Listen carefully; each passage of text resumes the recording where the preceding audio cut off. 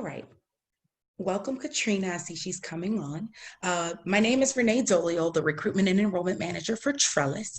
Trellis is an exciting new educational program that educates students in the city of New Orleans with a hybrid college model. We have partnered with Southern New Hampshire University to provide personalized, individualized student support services to students earning degrees online through Southern New Hampshire. In an effort for our students to learn more about career pathways, as well as figuring out for themselves what types of careers they want to venture into, as well as informing the city of New Orleans about our program. We wanted to host this series of events to kind of connect the idea of education and industry. People a lot of times believe that you have to major in whatever you want to do as a career, and that's not necessarily the case. And we want to make sure that people in the city of New Orleans, as well as our current Trellis students, understand that majors and careers can be so wide, the range can be so wide. And so we thought it would be a great opportunity to have professionals from various industries to come in and talk to individuals about their experience to help them get an idea of what they may want to do with their education. And in that, we hope to also attract other people to our program as well, saying, oh, well, I want to do that maybe as a career, and I may need to have a degree in order to do that. Trellis does offer both associate and bachelor degree programs. It's very affordable. It is accessible, as well as accelerated. On average, students earning an Associate of Arts degree can complete that degree in 12 to 18 months. And it is very low cost for citizens in the city of New Orleans, which is really, really important. And so what I want to do is turn it over to my colleague, Logan, who will introduce our education industry professionals for the evening. Hey, how you guys doing this afternoon? Glad that you all were able to join us on the call. Again, my name is Logan Perkins. I serve as the career counselor with the Trellis program. And basically, just piggybacking off what Renee said, kind of I wanted to just talk about, we wanted to do this series in order to let students see the end goal. It's kind of hard when you join a program to kind of start it off and not see that end goal, but we want to make sure that students understand that these careers and these degrees that they're getting in can lead to these different career pathways. So that's kind of where we started. But right now, I'm just going to go ahead and introduce our speakers. Like she said, we have some qualified speakers that's going to talk about education this afternoon. So first up, we have Veronique Dorsey, who serves as the, and if you could you just put your hand up in the air as I introduce you guys? Veronique Dorsey, who serves as an ELA instructor coach with Inspire NOLA. We have Christina Fontenot, who's part of our team, who serves as the Senior Manager of College and Career Success at the Cowan Institute. We have Joy Garrison-Hampton, who serves as the Staffing and Recruitment Manager at Inspire NOLA. We have Leon Moore, Jr., who serves as the choral music teacher at Martin Luther King Jr. High School. We have Alvin Mulder, I'm sorry about that, Alvin Mulder, who serves as the behavior interventionist at Vic A. Petrie Elementary School. And finally, we have Christopher Stewart, who serves as the Associate Director of Recruitment and Admissions and Programming at Dillard University. Thank you guys again for our 6 professionals that are on tonight. Thank you in advance for your willingness to participate in our event tonight. So as we get started, what we're going to do is have each one of those professionals to give a brief background and history of themselves, what types of degrees they have, their professional journeys as well, and how they got to where they are today. And just so you all know, just a little bit of a housekeeping thing right now, we are recording this, so if anyone wants to access this following tonight's event, we can always send it to you. Additionally, as we discuss and have conversation, all of our guests, if you want to ask questions, if you notice your profiles are on mute, if you would just post a question in the chat feature, we will always try to get to your question before the end of tonight's event. So we're going to start with Veronique. If you could give us a little bit of information about yourself. Hey everybody, so my name is Veronique Dorsey. As stated, I'm an ELA instructional coach with Inspire NOLA Schools, currently at Pierre A. Capdo. How I got into that is I started teaching in 2013 and actually earned a degree in English from Xavier University of Louisiana, XU. And then I did teach NOLA. It was for the Dillard people, that's all. I went to teach NOLA because I decided I wanted to be a teacher pretty late in my bachelor's, like earning my bachelor's degree. So I did teach NOLA, did that program, and basically that got me to get certified in teaching in about 6 months. And then I taught English at Arthur Ashe Charter School for about 5 years. I taught 3rd grade, 4th grade, 6th grade, 8th grade. And by the last year, I started doing some instructional coaches with teachers. And basically, that's just going in, observing teachers, giving them feedback on their instructional practices, sometimes classroom management, but mostly really focus on the pedagogy of teaching. And then I got the opportunity with Inspire NOLA to move with them this January, and I've been a full-time instructional coach ever since with them.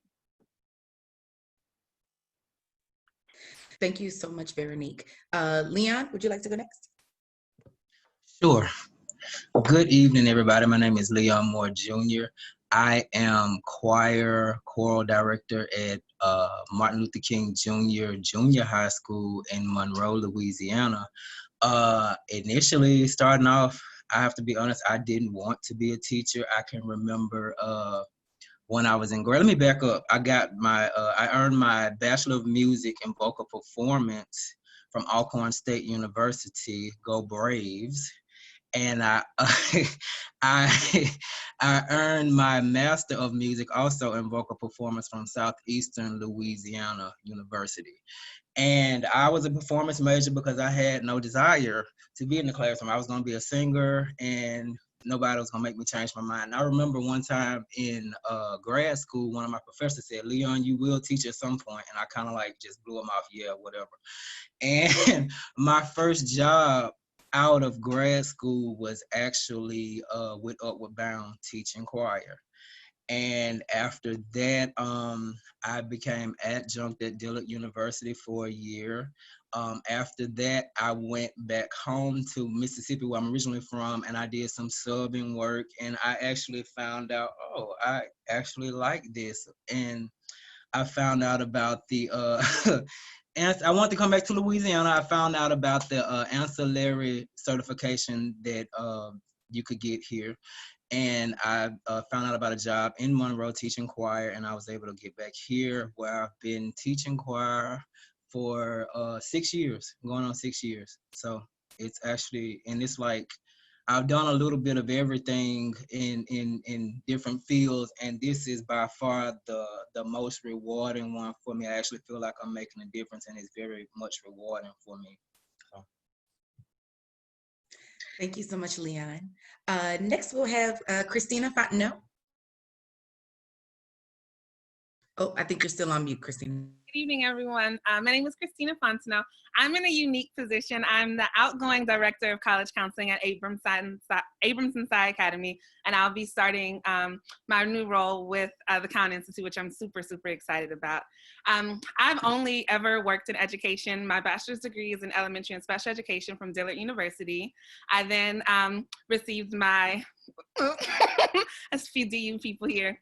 I then received my master's in counseling from Cal State Los Angeles. I'm from Los Angeles, California. So I went back home after graduating and received my master's in counseling.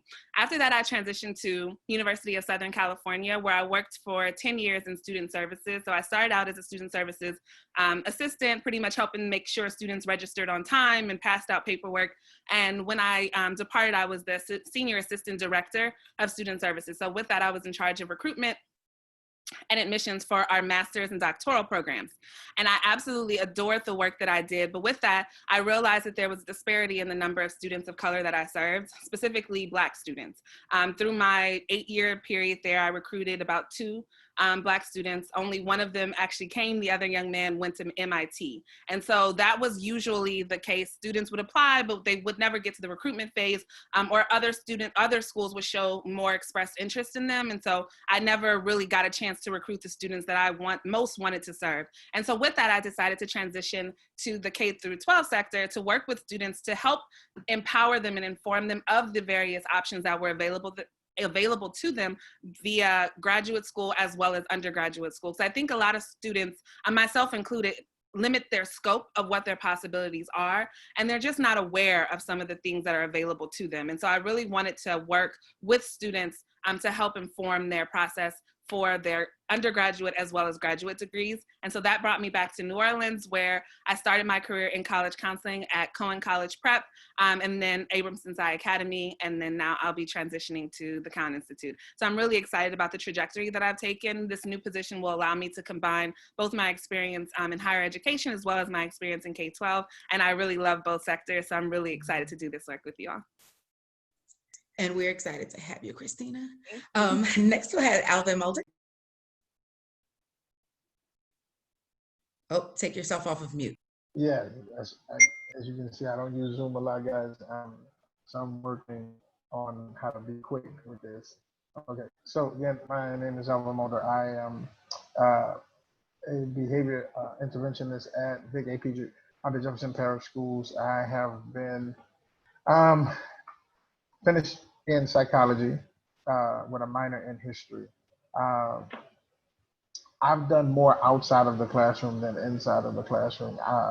I believe in creating culture. I believe in making sure that teachers can teach.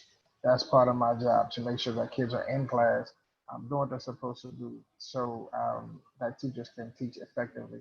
That's what that's the goal of every day, that teaching and learning takes place. So my scope is great.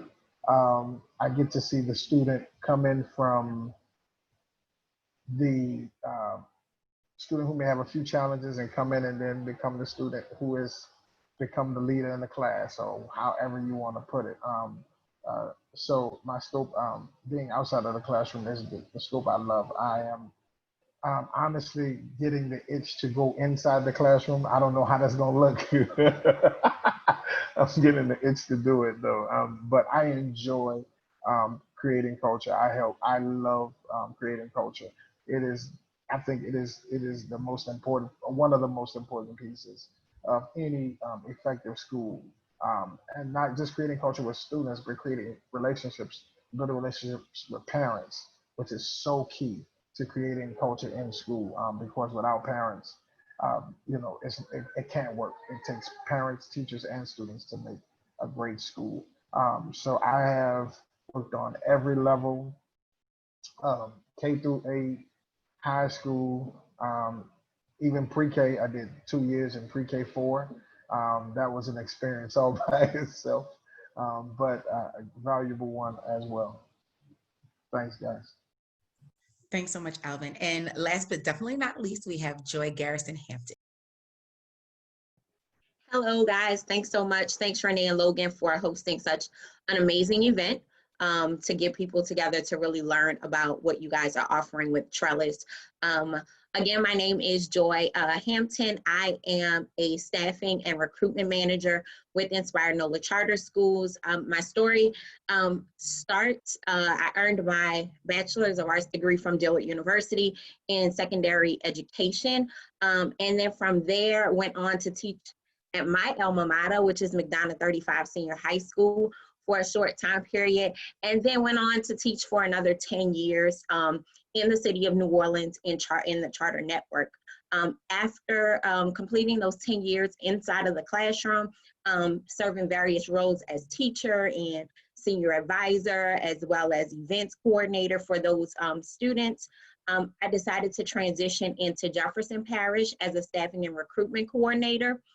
And what that role allowed me to do is go out not only to colleges and universities, but also even high schools, to get students excited about the field of education and deciding to teach. So it gave me a step on the other side of the curtain to really understand how important, once again, it is to find great teachers. Of course, teachers, when you're in your classroom, you just know what's in your world.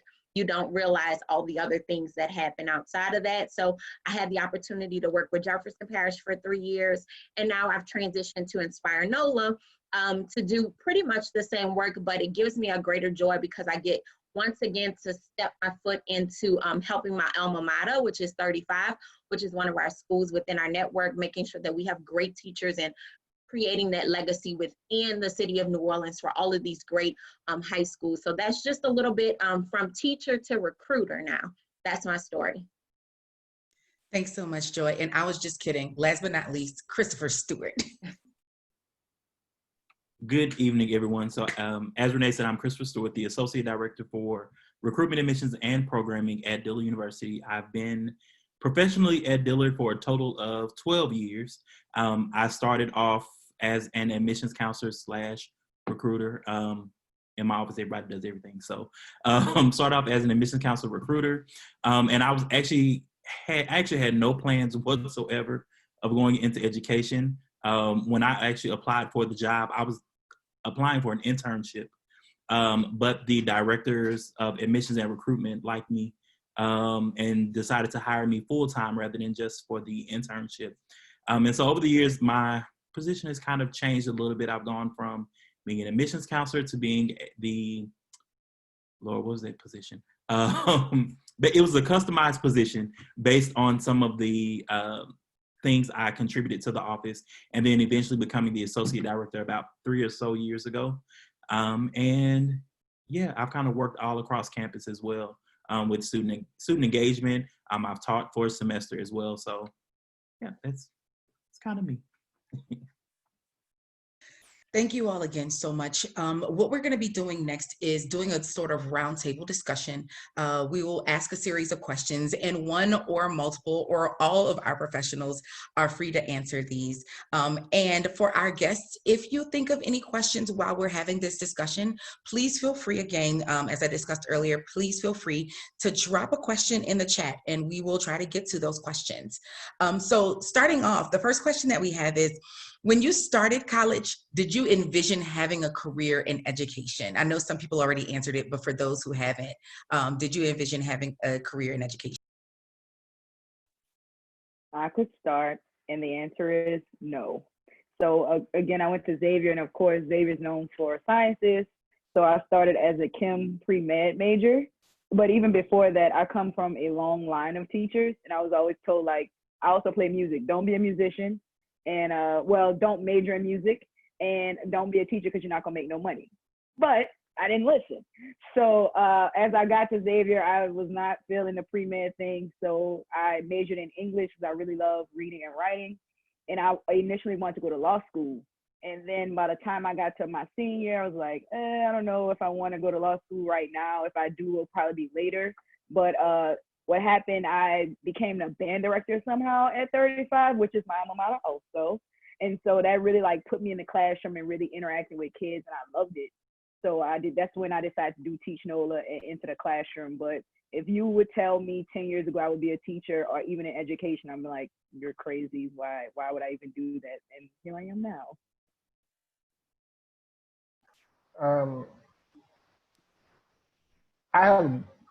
I did want to teach. I did want to teach. I just didn't know what I wanted to teach. We had so many great teachers at 35, which is quote unquote the greatest school ever known to man. Just, but anyway, so we had so many, great teachers. We had so many great teachers.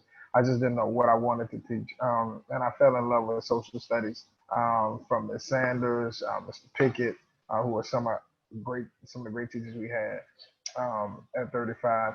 But when I got into education, I got pulled out of the classroom because my principal wanted a male presence on the culture team.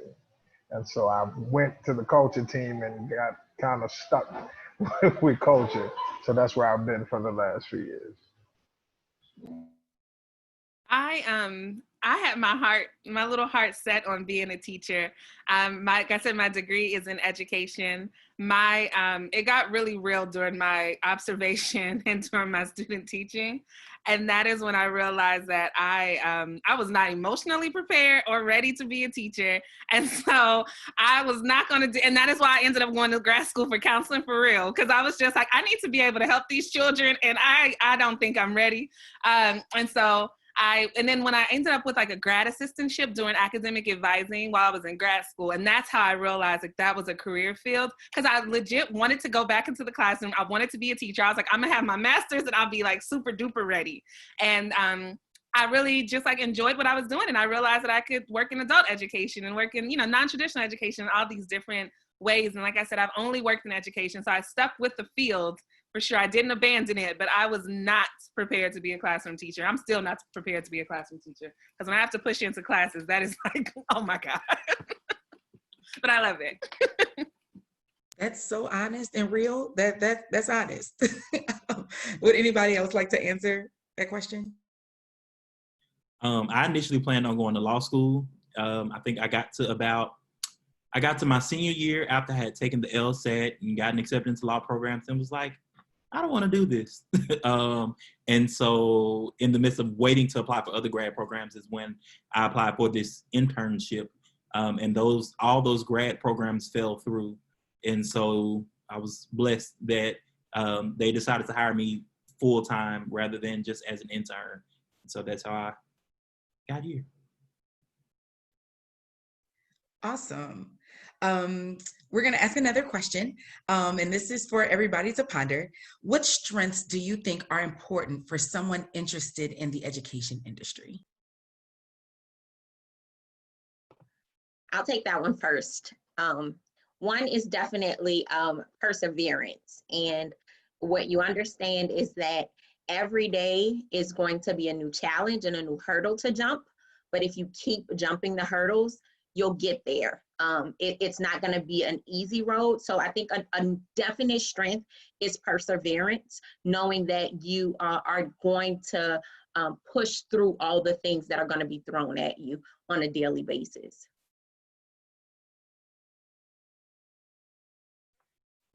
I would add definitely perseverance and being flexible. Like my job title says instructional coach, but some days I might be a second grade teacher, maybe a sixth grade teacher, then maybe I might work in the cafeteria. You know, you just never know. So just being flexible and really building relationships with people, not only your kids, but the adults around you. Because I realized, like, even moving into a different role, part of that was because I built relationships in education community, and having those relationships, I could move, you know, and maneuver the way I wanted. So definitely flexibility, building relationships.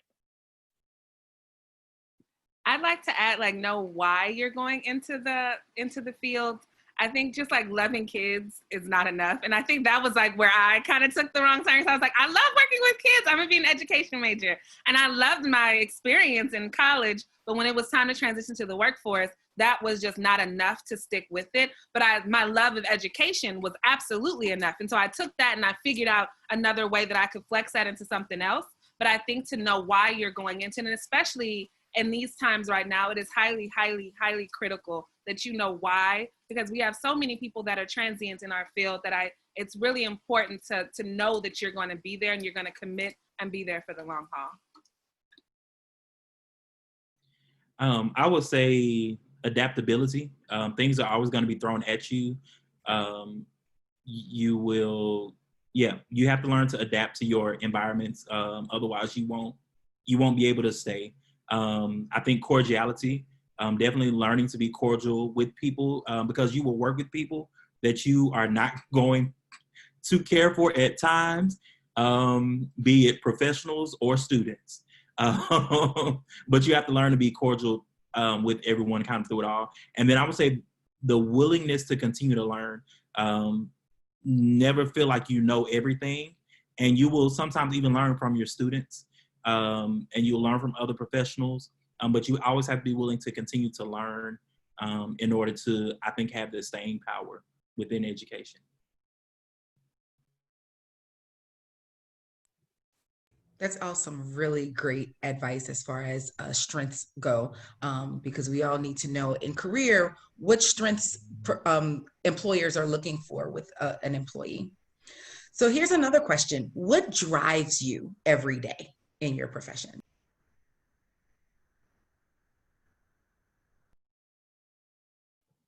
For me, it's knowing that, I'm a staffing and recruitment manager, and what happens is I'm responsible for going out and finding teachers for particular vacancies. So right now, the driving force for me, the thing that keeps me up at night, is if I have a vacancy, because I'm not in that school building, but I know every day that a student doesn't have a teacher in front of them is a day of lost instruction.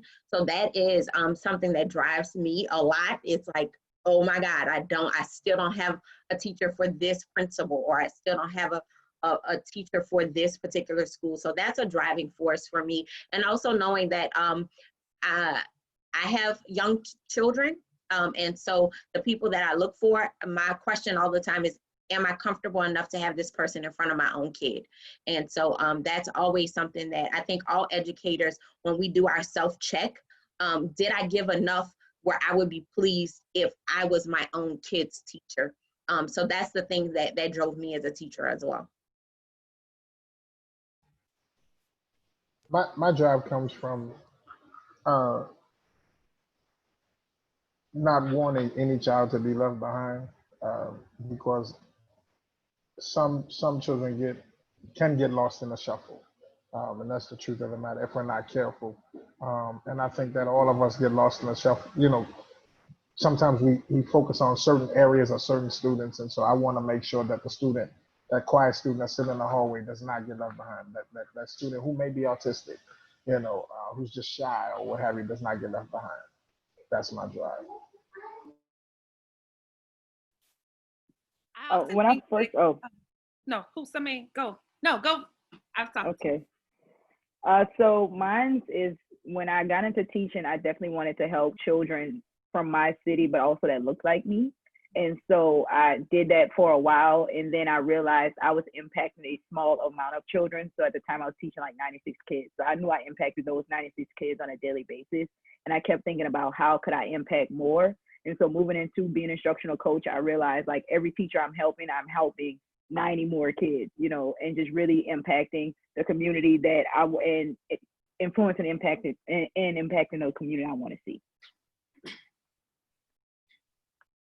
Oh, I was just going to say, I think that when I think about just like the opportunities that I've had, the difference between me and a lot of people that I went to high school with was the fact that I took advantage of opportunities and just had access to certain things. I went to a really, inner city, low income high school. However, my mom made sure that I was engaged in different things. So I was in Upper Bound, I was in Girl Scouts, I was involved in different school activities. And so the main thing is that I've always wanted to make sure that students knew what opportunities were available to them and what things they had access to, regardless of income level, regardless of background. There are always things that are available to everyone. And so I want to make sure that my students know those opportunities, and students that I work with and faculty that I work with, that they know what opportunities are available for their students. I would say knowing that you're making a difference, I'm making a difference in a student's life. And like Veronique said, especially those that look like me, because a lot of times our students are dealing with like a whole lot of things that I didn't necessarily have to deal with growing up, and it's really tough on them, And so, and two, also knowing that teachers are ultimately responsible for all the professions. Like we teach everybody to become, basically what they do. So that's a huge responsibility too. And so just knowing that you're making a difference, and it also feels good, sometimes years later, hey, Mr. Moore, I remember we in your class, we were singing Martin Luther King's a dream, it just makes you feel good, and it drives you to keep on going. Even when you have those tough days, it's still like, if you can touch one, it makes the job all worth it. So that's what I would say. I think mine changes probably weekly. Working in recruitment and admissions or enrollment management period at an HBCU can be very, very difficult at times because we deal with a lot of challenges that most people are not aware of. We have to do a lot of additional work that sometimes or most times should be coming from their own teachers and counselors and principals, things like that. And so we step in a lot. And so sometimes it can be very, very discouraging when you kind of reach a certain point. So my motivation may change one week from being, really just wanting to help every child get into college at Dillard, if not at Dillard, somewhere else. And then it could change to the end result. And so one of my favorite things to do at Dillard, I do the lineup for commencement. I'm the person that tells the students, you can walk or you need to go sit by your mama. And so sometimes that's my motivation. Like, okay, I saw this student come in and now I get to see them leave out. And I've witnessed their journey. And so that can be my motivation, or just so it can just kind of change from week to week, even when it comes to encouraging my coworkers at times, and sometimes helping other people remember their purpose in terms of what we do. So like I said, it's no one consistent thing for me, but it can change from time to time.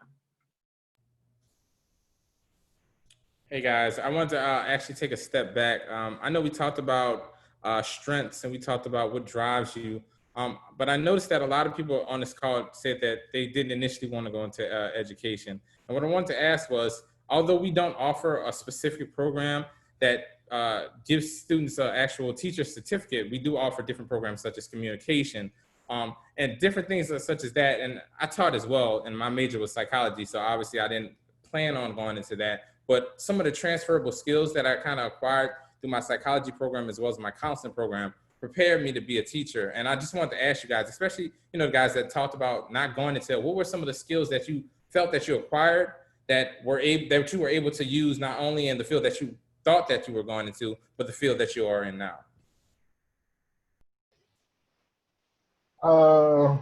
Okay. Long story short, I pastor a church as well. So building relationships is so important going into any classroom. You have to build relationships. My opinion, I think a lot of teachers fail to communicate and build relationships when they go in thinking, as somebody else said, that they know everything. Because I'm the teacher, I'm the adult, you're gonna listen to me or else. And that's a part of culture, but to build relationships with children, you have to understand that every child that walks into your class did not eat last night. Some of them have come from backgrounds where they are the adult as early as 9 and 10 years old. They're the adult. And it's hard for me to comprehend having to cook food for 4 other people in my house when my parents did all of that. I never worried about lights being off and all those types of things. And so ministry has taught me that everybody is still special, even if they don't come from your side of the tracks or they don't look like you. And when I say look like you, I'm not talking about race, but they may not have clean uniforms. And so as somebody said earlier, being a teacher does not mean you go in and you teach and you go home. If that's your drive to be a teacher and get a check, then please find another profession, because you will spend money in your classroom. You will spend money on the child. You will spend money on a child that you may not, quote unquote, care that much about. That will be the child you find yourself buying a uniform shirt for. Because in the back of your mind, you're saying, I can't have this baby look like this, because that's my child. And you see yourself, you see your children in that child. So building relationships, just going into the classroom with an open mind, especially after being out of the classroom for 5 months. We all potentially are going back into classrooms where we have not seen children in 5 months. And so this is a whole nother, avenue. So you have to go in just building relationships with that aspect, building relationships. That's what I've learned the most.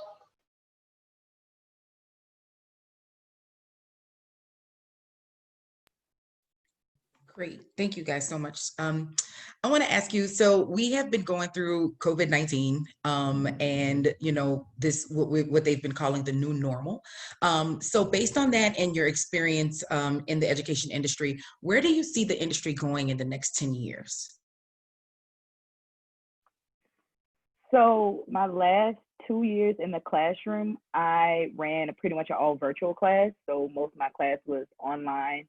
And I didn't really talk much. I really let students lead the class, and I just gave feedback either online or verbally. And with COVID-19, I really see the education community moving that way. And not just because that's our new normal, but because technology is so important to most jobs these days. So I went in the aspect of, if I want my kids to be ready for high school, knowing that they need computer skills, like I need to start now, they need to type essays now. So that was the mindset I went into it with. But then like my kids got to high school, like, oh yeah, we already knew Google Classroom. Oh yeah, we already know how to use Google Docs. I'm like, good. I did something right, you know. So now I feel good that they were prepared, but of course now that's all we're using. So they're really prepared for COVID-19. So I definitely think, of course, teachers are definitely going to still be needed, but I think our roles are going to change in a sense, like you're not going to have that teacher that says open to page such and such, read and answer the questions at the end. Like that life is dead. You know, it's definitely going to be more facilitation and really guiding students with technology.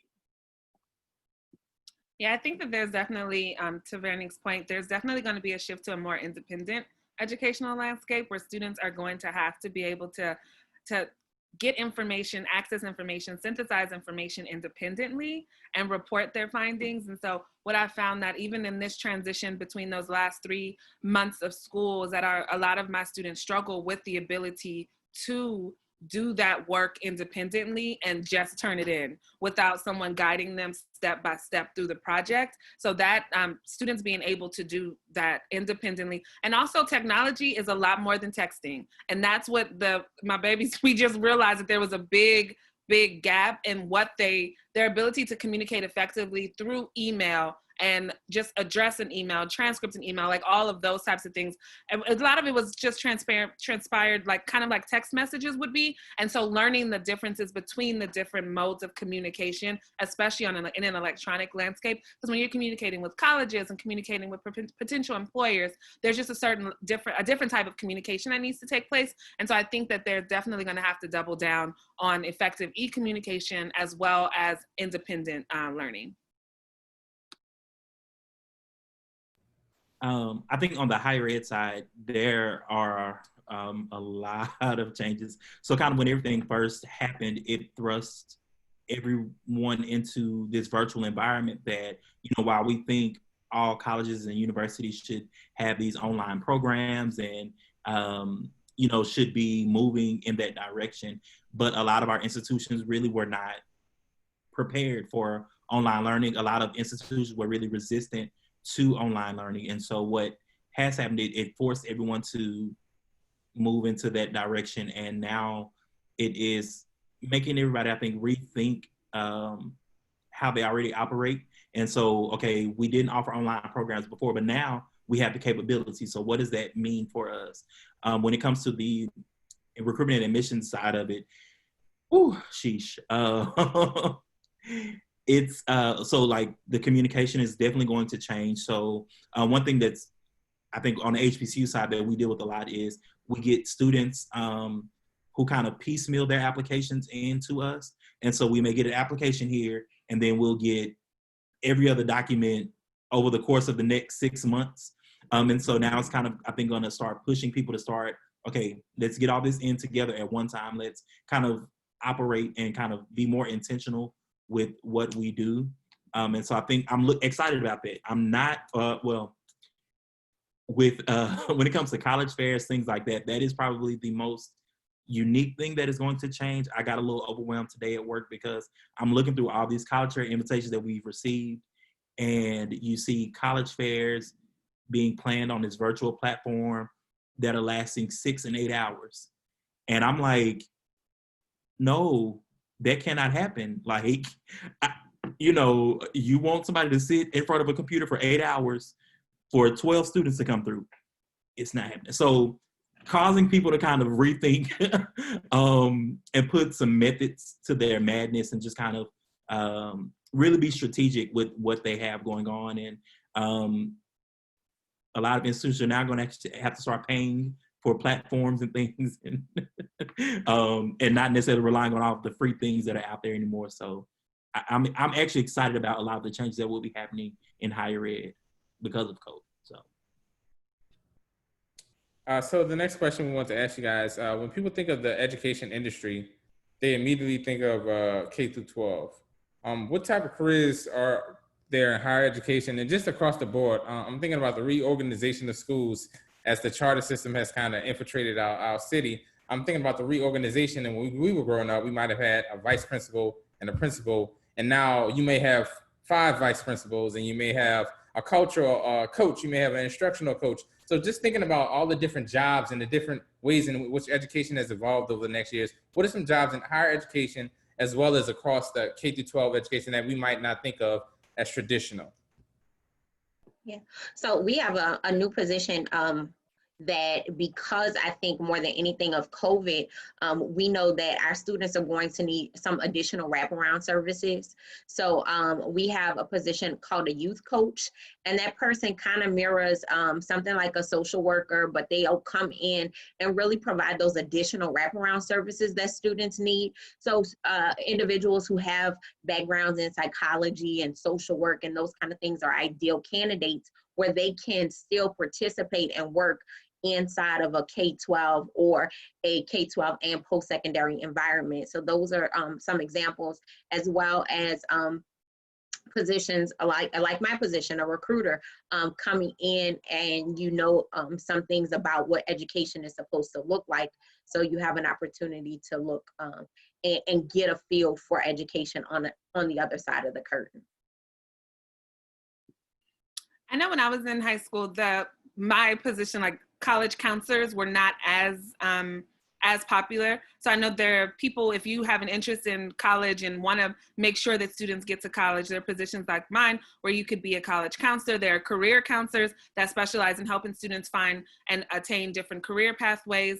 There are also people who specialize in supporting students who have exceptionalities, but some that have maybe more behavioral challenges. And so that student may have a one-on-one person who works with them specifically. And I think a lot of times people who want to have see immediate and direct success, those are really great. That's a really great position, because you are working with that student every day, one-on-one, and you're able to see the leaps and bounds that they're able to make, which can be a lot harder in a large classroom setting. So that one-on-one personalized education is super important and really special. And I think that there are also a lot of fields that you would think may not necessarily be related to education. They exist in high schools now. So you have social workers, you have clinics. So we have a nurse practitioner at our high school. There's all types of really, really cool positions that exist out in the larger corporate sphere that also exist in the small educations. And also when you go up, because of the large amount of charter networks, a lot of these things exist at a higher level too, that run everything for a whole network. So lots of different opportunities are available now. And I'm going to direct this directly at Chris, just because I know he's on the higher ed side of, like myself, I was a vocal performance major in undergrad, and my first job out of college was in college admissions, because they do not require a degree in any specific major. You can major in pretty much anything and have careers in higher ed. So Chris, can you talk a little bit about some of the other types of departments and careers that students can have coming out of college with a bachelor's degree or even an associate's degree that they can have in the higher ed field? Yeah, so I think that's one of the, probably great things about being in higher ed is that on the undergraduate level, you don't have to have a specific degree on the staff side of the house. You don't have to have a specific undergraduate degree for most positions, unless you plan on going into like business services, that kind of thing, where you will probably need to have some accounting background in order to really work that side on the fiscal side of the house. But like my undergraduate is in political science. Within my office, our undergraduate degrees range from communications, English, visual arts, business administration. So it's kind of all over the place. And I think that's one of the great things working within an enrollment management area is having such a wide range of degree backgrounds. You really get to speak to students differently.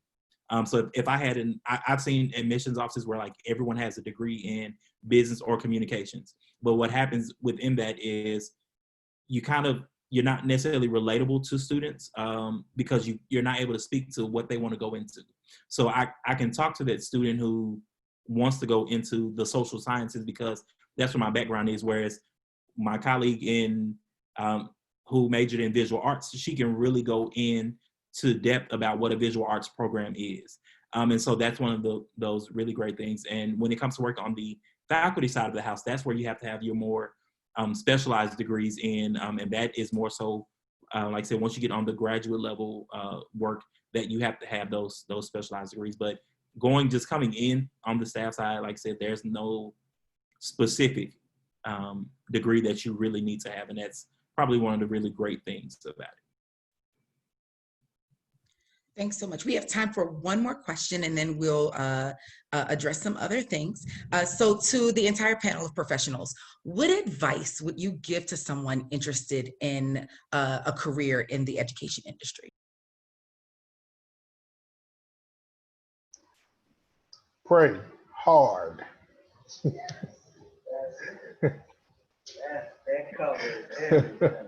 Pray hard, because, and I mean, I don't mean it in a bad way, but just make sure you sincerely want to be there for you to make a difference, and for children.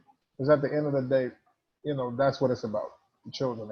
I don't care, K through 12, even higher ed. If you're not there to service children, little babies, as we call middle school babies, our senior high babies, our college babies, because as stated earlier, a lot of people think that when you go to college at 18, you're an adult, which is so not true at all. You're still, it's not. You don't know anything. So, just pray and make sure that you want to be here, because there will be some days, as I'm sure all of us have had, where you're like, you know what? I ain't even going back tomorrow. I ain't going back. I'm done. I ain't going back next year, but you go back because you've been called to do it, and you love what you do. My advice, I would say be flexible and be open to moving. Higher ed is an amazing landscape with so many different colleges and so many different things available. And I got that advice like when I first started, and I never took heed, but then it took me 10 years rather to take heed to it, but you can find the opportunity that you want anywhere in the country, as long as you are flexible and willing to go, because you will always, the higher ed search it's so much fun because there's so many different things and it's so wide open. So just always be flexible and willing to move. I would like to piggyback off. Oh, go ahead, Leon. I'm sorry. You can go ahead. I was saying, just to piggyback off of that, even in K-12, being open to moving, because in New Orleans, there's so many different charter networks, and I've now worked for 3, and you'll probably have so many different experiences until you find like that right one for you. So part of it is like really understanding the charter network scene in New Orleans and really just getting to know what's the best fit for you. I would even encourage you to look into some of the substitute programs, like there's Kelly Services, there's Enrich, and kind of get yourself in the schools. Like that's something you really want to do. You don't need a degree. You could just sub sometimes and really see like, all right, I like schools. All right, I can go full stream ahead with this. But definitely like getting your feet wet and then learning the landscape. And it might take a few schools before you get to the right place that you really want to be at, and just being okay with that. I would say just make sure you have a heart for people and that your intentions are pure, because these are like real people, real lives that you are dealing with. And like I said before, you never know how you're impacting people. And like somebody said earlier, if you don't think that you would want your child to be there or somebody that you love, then, maybe it's not the right. Make sure that you would be doing a job that you would want somebody to do for your child or somebody that you love. Yeah, just everything what everyone said, just developing that servant heart. Like you have to understand that you are at service to people. Customer service is really important in any field that you go in. So understanding that those students, those parents, they're your customers and you are giving them a service. So developing that service, that servant heart is very, very important. And just as Leon has said, always remember, would you be okay? That goes from nursing professions. If you're a nurse, are you okay if you were in, if you were giving a service to your mother or your grandmother? So you have to operate as if it was somebody that you loved in that place, to understand that you're giving 125% of what you're there to do. And I would say, as I said earlier, like, don't feel like you know everything. Could be willing to continue to learn, but also I would say don't be afraid to use your personal talents to enhance what it is that you do. So one of the things that I do is that, and it's been built into my job over the years, is graphic design. That's in my high school, we had majors. And so I majored in graphic design in high school, and it's something that I've carried on. And so, whereas we used to pay marketing firms thousands and thousands of dollars to do all of our recruitment publications and things like that, I took that on as a personal task because I didn't like what they were doing. And I saved us thousands and thousands and thousands of dollars years down the line. But with that, you know, I'm able to enhance my job as also create a lane for myself. And I'm able to offer something unique to my institution that not to toot my own horn or nothing, but there are not too many other people within my institution that can do the things that I do. And so you have to make yourself a force by using your talents to really enhance what it is that you do and give you that staying power and that ability to be able to move around, as Christina said earlier, be able to move around where you want to move around to based on what it is that you're doing. So. Can I add one more? Professional development. Please get involved in like professional organizations. They help to enhance your personal life, your professional life, and to really help to make you understand like what other opportunities are out there. Like when I was in higher ed, I was part of the Association of Black Women in Higher Education. That was the most magical experience I ever had in a professional organization because I was surrounded by nothing but Black women who were in all these different fields and different levels within higher education, many things that I didn't even realize they existed. And that is what professional organizations will help to do. They will just open up your landscape and open up so that you can see all the different possibilities that exist for you through other people and mentorship and other, opportunities to help you to advance and continue to push yourself as a professional.